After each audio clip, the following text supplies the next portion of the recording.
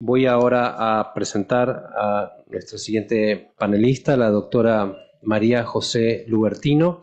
Ella es representante de la Asociación Ciudadana por los Derechos Humanos, la Red de Defensoras del Ambiente y el Buen Vivir y la Red Ecofeminista de Latinoamérica y el Caribe, y representante del Mecanismo de Participación de Sociedad Civil en la Agenda de Desarrollo Sostenible y en el Foro de los Países de América Latina y el Caribe sobre Desarrollo Sostenible. Doctora Lubertino, tiene la palabra. Bueno, muchísimas gracias. Gracias a la CEPAL por habernos invitado a formar parte del panel. Gracias a los compañeros y compañeras del mecanismo de participación de la sociedad civil por haberme elegido para cumplir este rol.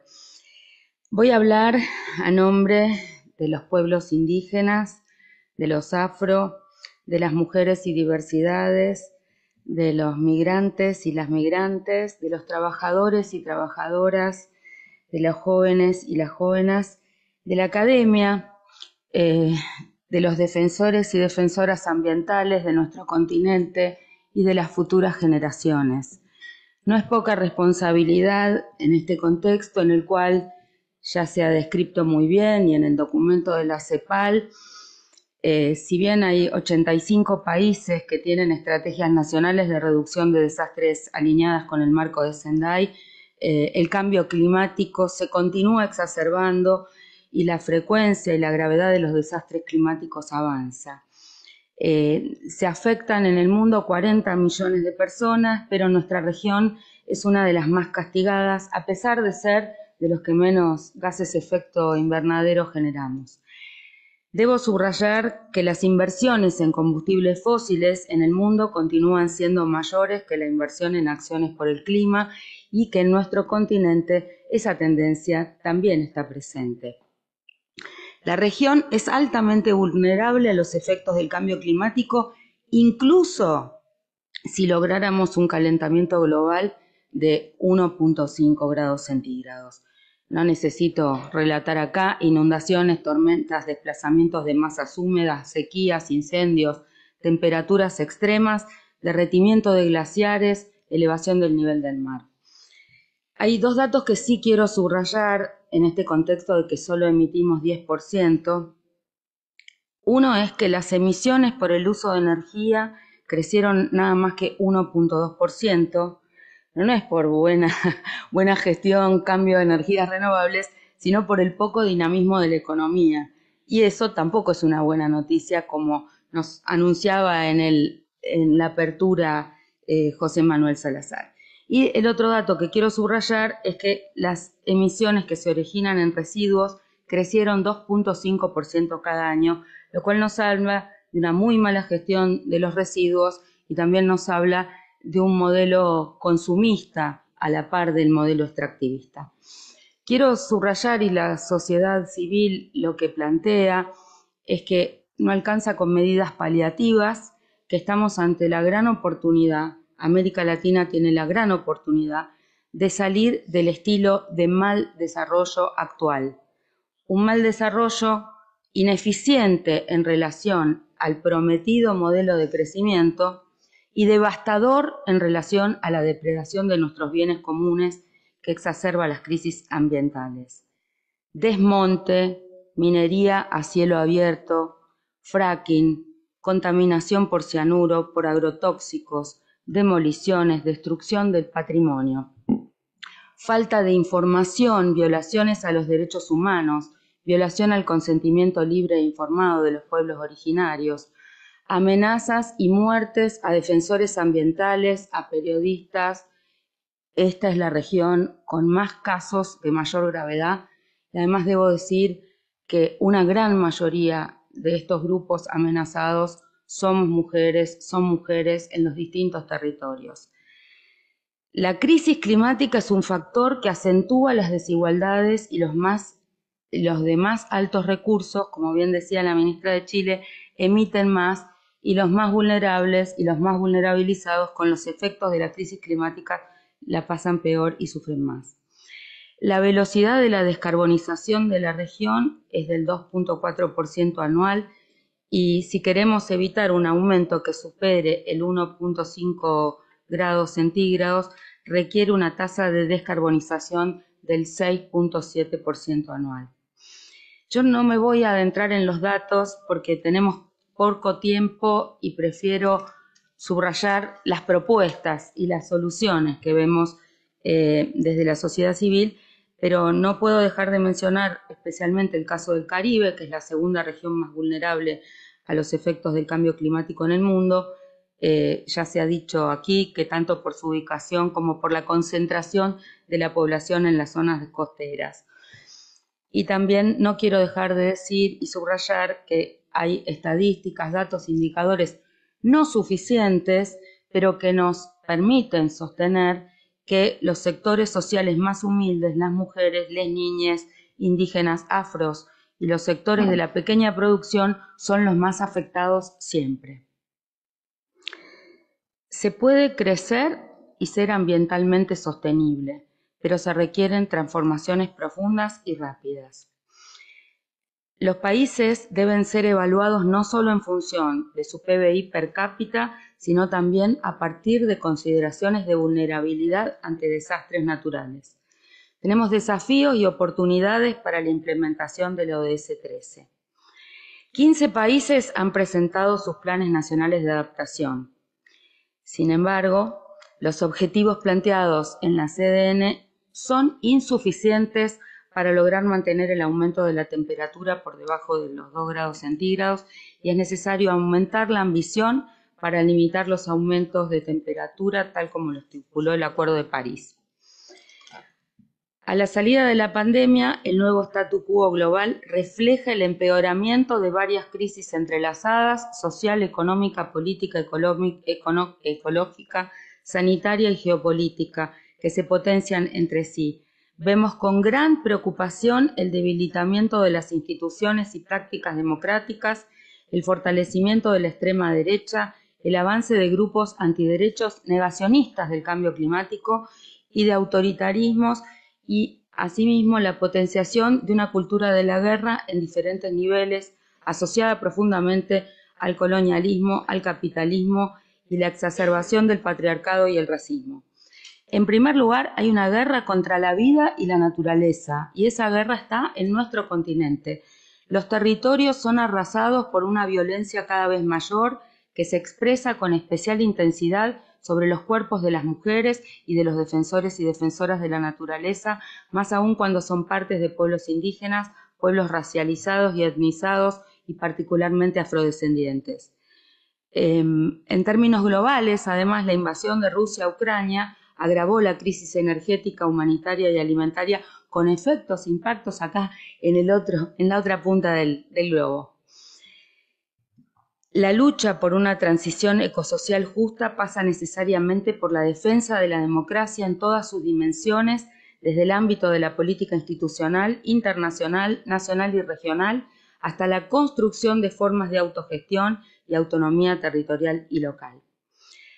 La novedad del actual momento consiste en que la transición energética del norte hacia energías supuestamente limpias se expresa a través de una mayor presión sobre el sur global para extraer cobalto y litio para la producción de baterías de alta tecnología, así como otros minerales estratégicos para la transición.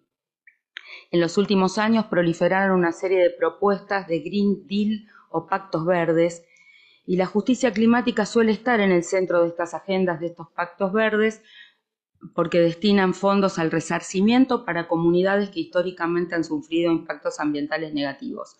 Pero con demasiada frecuencia la justicia climática es restringida a una visión doméstica. En su afán por hacer una transición hacia las energías renovables, el norte global rara vez considera los impactos múltiples de esta transición en el sur global. El consenso de la descarbonización es un proceso impulsado por grandes corporaciones y orientado a la exportación de commodities desde el sur hacia las principales potencias. Bajo la retórica de la sostenibilidad se abre una nueva fase de despojo ambiental del sur global que se abre a una nueva fase de despojo del sur global que afecta a millones de vidas de seres humanos y compromete la biodiversidad destruyendo ecosistemas estratégicos y otros seres sintientes. De esta forma, el sur global se ha convertido nuevamente en una zona de sacrificio. A estas falsas soluciones, apoyadas por el disciplinamiento y por el control digital y tecnológico de la vida, le hemos llamado colonialismo energético o extractivismo verde. Entonces, es un cambio importante y urgente de rumbo en América Latina y en el mundo, tal como exigen las voces de los pueblos en resistencia y los estallidos recientes en diferentes latitudes de nuestra región. No basta un cambio superficial, como proponen los actores hegemónicos. En la actualidad, incluso las grandes corporaciones empiezan a hablar de transición justa y presentan el consenso de la descarbonización como un fin en sí mismo, ocultando que éste reproduce la misma lógica de acumulación, despojo y expoliación que está en la base del consenso de los commodities. Necesitamos desenmascarar y oponernos frontalmente a los nuevos avances del capitalismo verde, comprometiéndonos los pueblos hermanos unidos de América Latina y el Caribe con una transformación radical de fondo que reduzca y abra paso a otros modos de existencia en equilibrio y reciprocidad con el tejido de la vida. Planteamos la necesidad de enraizar la transformación socioecológica en una lógica de justicia global, que sea a la vez crítica y alternativa a las propuestas hegemónicas de transición ecológica. Exigimos poner la vida en el centro y adoptar el paradigma de cuidados en la organización de nuestras sociedades, como hemos plasmado en el compromiso de Buenos Aires, en la Conferencia de la Mujer 15 que realizamos en Buenos Aires, en América Latina y el Caribe. Exigimos reforzar el liderazgo de las mujeres en las negociaciones sobre el clima, como lo resolvieron sucesivas COP de cambio climático y no se ha cumplido. Requerimos la paridad de género en la toma de decisiones ambientales. Muchas mujeres poderosas y potentes, acá tenemos las ministras, pero necesitamos más soluciones ecofeministas para la región y mujeres en los lugares de decisión.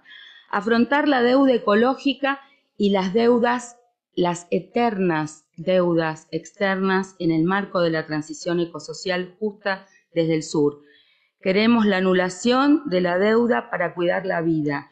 Proponemos soberanía financiera para una transición energética justa.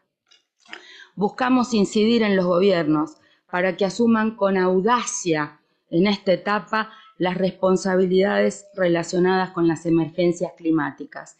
Necesitamos que los gobiernos de la región tomen decisiones audaces, que recuperen la audacia frente a la gravedad del momento. Creemos que es necesario y posible ir a un proceso de desendeudamiento y anulación de las deudas para abordar la crisis climática y la transición energética. Uno de los impedimentos más importantes para las acciones del ODS 13 es justamente el sistema de deuda perpetua que desde hace ya 50 años se expande velozmente, violando nuestros derechos y necesidades. Deuda ilegítima y odiosa en la mayoría de los países que condiciona este modelo de muerte. Vemos que los mismos actores de la crisis de la deuda son quienes se están posicionando para aplicar el mismo sistema de muerte al reto climático y sobre todo las inversiones planteadas para una transición energética. O sea, intereses concentrados como el de los grandes países del norte y sus instituciones financieras o de sus fondos de inversión son quienes presionan con los reclamos de la deuda y que a su vez pretenden favorecer inversiones en la extracción de hidrocarburos y minerales estratégicos para posicionarse como controladores de la energía renovable. Este cúmulo de deuda las más de las veces ha sido contraído de manera ilegítima y odiosa y con la colusión sin duda de las élites y poderes hegemónicos de nuestros países que reproducen el modelo de extracción, desigualdad y sometimiento. Por eso queremos avanzar hacia propuestas alternativas y fundamentalmente creemos que el Acuerdo de París entronó una buena voluntad como vara de acción y enterró las responsabilidades comunes pero diferenciadas. Necesitamos desde América Latina recuperar esta visión reclamándole al norte global que la transición energética que se propone, si no cuestiona la desigualdad, el sobreconsumo y la mercantilización de todo, no nos va a llevar a buen puerto. Precisamos apuntar no solo a la condenación de deuda o al repudio de la deuda, sino a la provisión de financiamiento climático reparador, sin nuevo endeudamiento, y también a una profunda transformación del sistema. Hay que desarrollar nuevas formas de diálogo político y cooperación regional con fuerte participación de la sociedad civil. Defendemos la plurinacionalidad y una integración regional soberana. Debemos problematizar los actuales procesos de industrialización en América Latina y las consecuencias que conlleva ser la maquila de los países del norte. La configuración de verdaderas zonas de sacrificio con alta toxicidad son propiciadas por el desarrollo industrial de zonas específicas en algunos países como México, Brasil, Argentina y Chile, y no solo por el modelo extractivista primario importador. El riesgo de que eso se amplíe a más países de la región es alto ante la disputa que realizan China y Estados Unidos por los mal llamados recursos naturales y la mano de obra de América Latina. Debemos desvincular nuestras estructuras económicas, sociales y culturales de los combustibles fósiles, del mandato de explotación de la naturaleza y del imaginario desarrollista dolarista. Debemos entender la crisis socioecológica actual no solo como una aceleración del cambio climático, sino también como una crisis de la diversidad, extinción de las especies y de un régimen alimentario insostenible. La energía es un derecho humano básico y la democracia energética un horizonte para el sostenimiento de las redes de la vida. La justicia ecosocial debe encaminarse a eliminar la pobreza energética y conlleva un desmontaje de las relaciones de poder que continúan priorizando el acceso a un grupo privilegiado de la sociedad. Una descarbonización efectiva es necesaria, pero debe apuntar a una salida de la comodificación y no consolidar nuevas formas de extractivismo y áreas de sacrificio del sur global. La transición ecosocial justa como proceso de transformación integral no es ni puede ser una promesa de futuro. Las transiciones están ocurriendo ya y necesitamos mapear las resistencias territoriales en contra de la continuidad del modelo hegemónico. Hay muchas opciones y saberes en las comunidades y en los territorios que generan proyectos agroecológicos, huertas urbanas, generación distribuida, economías alternativas. Debemos promoverlo. Hay que priorizar las políticas de adaptación y prevención de riesgos frente a la reparación de daños y menos aún en base a endeudamientos. En cuanto a las ciudades, ya termino, debemos ruralizar la urbanidad, especialmente en las grandes ciudades donde la relación con la naturaleza es prácticamente nula. Proponemos conectar el derecho a la ciudad con la justicia ecológica. Debemos hacer un cambio copernicano y una apuesta potente, urgente hacia las energías renovables. Debemos promover cambios que nos saquen del modelo consumista y evitar generar residuos innecesarios. Debemos adoptar políticas de basura cero. Exhortamos a la ratificación del Acuerdo de Escazú a los países que no lo hayan hecho, como garantía procedimental de acceso a la información, a la justicia y a la defensa de los defensores ambientales. Exhortamos también a los países de la región que aún no lo hayan hecho y no olvidemos el Protocolo de San Salvador, la Convención Internacional sobre la Protección de los Trabajadores Migratorios y sus familiares, los convenios 169 de pueblos indígenas y 143 de la OIT de promoción de las migraciones en condiciones abusivas, el cumplimiento del Pacto Mundial por la Migración Segura, Ordenada y Regular, porque todos estos derechos están tratando de garantizar a quienes son víctimas de los efectos del cambio climático. El reconocimiento legal de los derechos naturaleza se vuelve imprescindible y requerimos una gobernanza de las catástrofes que involucre a los afectados, migrantes, mujeres, indígenas, etc. Gracias, doctora. Estoy terminando. Es solo con la audacia y la unidad de nuestros movimientos, organizaciones, la academia, los gobiernos y la sociedad toda del sur hasta el norte de América Latina y el Caribe que vamos a revertir este escenario. Despertemos humanidad, como decía Berta Cáceres, ya no hay tiempo, nuestras conciencias serán sacudidas por el hecho de solo estar contemplando la autodestrucción basada en la depredación capitalista, racista y patriarcal. En América Latina y el Caribe tenemos los saberes, la creatividad y los bienes comunes para hacer un cambio radical, haciendo del modelo de mal desarrollo un modelo de buen vivir en armonía con la naturaleza. Esperamos contribuir a eso porque somos responsables como generación de este presente para nuestros jóvenes y las futuras generaciones. Muchas gracias.